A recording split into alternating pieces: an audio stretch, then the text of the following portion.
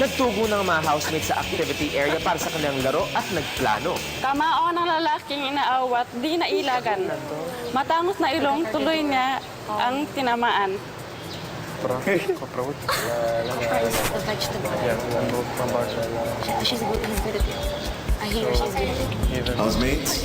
One time, tapos na yung klase ko, sinundo ako ng isang suitor ko. Tapos, nag-wait kami ng waiting shed kasi susundin ako ng mami ko.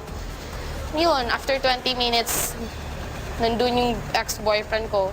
Ano ba yun? Nag-fight Nag-skandalo sila. or nagkagulo na? Nagkagulo sila. Tapos nasa center ako. Di, pag lumingi ko sa kanya, ginano niya ako. Tapos yun. Alaga niya ay may sayad sa utak, kaya't sa kaibigang tupa di mahiwalay. I have a horse. His name is All Black Algaveño, and he got depressed and he didn't want to jump anymore. So we bought a sheep and we put it in to live with him, and he got better. Magandang bata na noong maliit ay mas komportableng magsuot ng Breathe. Dog died last year. Dog died. Translation. Kasi when I was young, yung dad ko, mahilig talaga ako sa mga panlalaki na stuff when I was a lot younger. Sa dila niya may laging nakakabit. Ang kanyang nanay madalas itong ikabisit.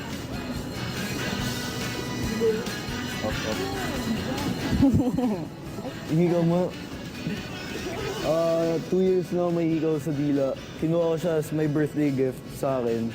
Tatay niya ay magaling na pintor. Kahit isang mata nito ay di totoo.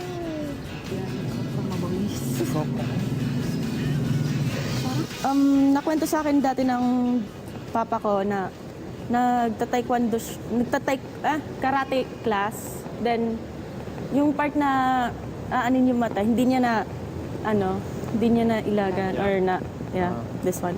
Tapos, yung mata niya, tapos pinalitan na lang ng plastic. Pinagbawalan? Siya.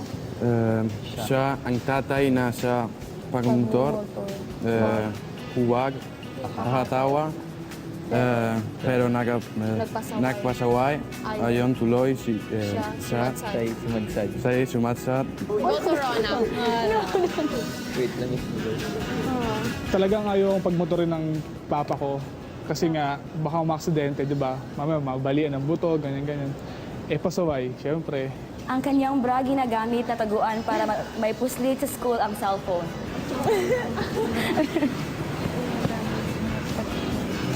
Kasi sa school, uso yung parang, yung time na yun, first year ako, uso yung parang nakawan.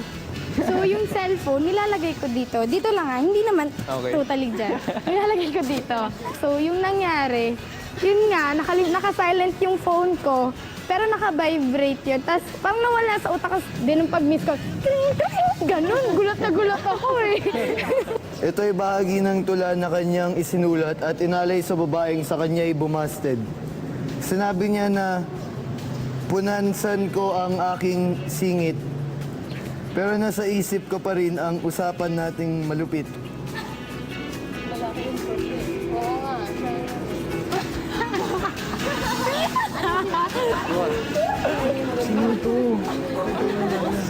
And then nakilala ko yung babaeng yun. Then after 1 week, nagkasakit akong typhoid.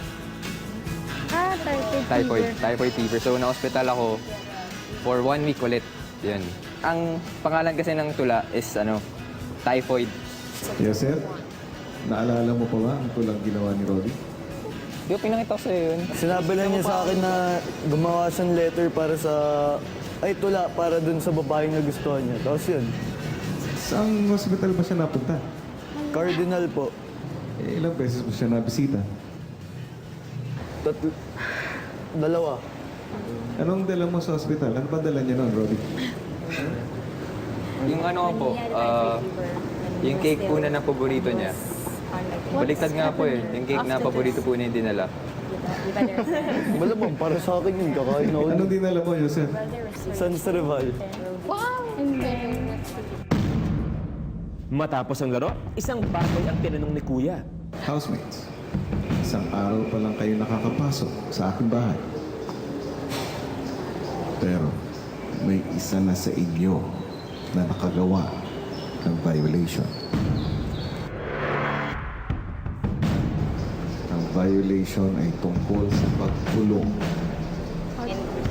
Paano mag-degree Sino ng... sa inyo ang kukulong?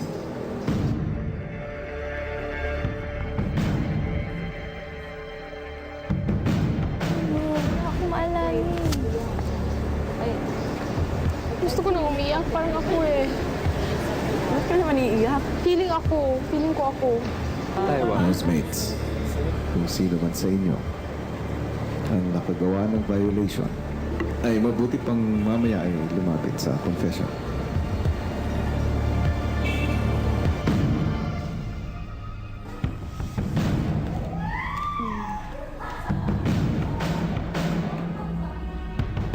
Housemates, sino ba talaga? Feeling ko ako. Feeling ko ako. Sino ba talaga, kuya? Ako yun eh. Kuya. Sino yun? Kuya. Naalala ko. Yung kahapon. What daw? Ano? Sabi niya. Sige na, girls. Ako. Aaminin ko. Tapos nalimutan kong gamitin yung papel ko. Housemates, gusto ko malaman ninyo na wala sa inyong apat. wala sa atin! Tukoy ko na violation na ginawa ninyo. Ay, salamat. Thank you. Salamat. Grabe talaga eh. Nining mo ako. Wala sa atin. O, kiss mo ako. Nakaligtas ang first batch, paano na kaya ang sumunod?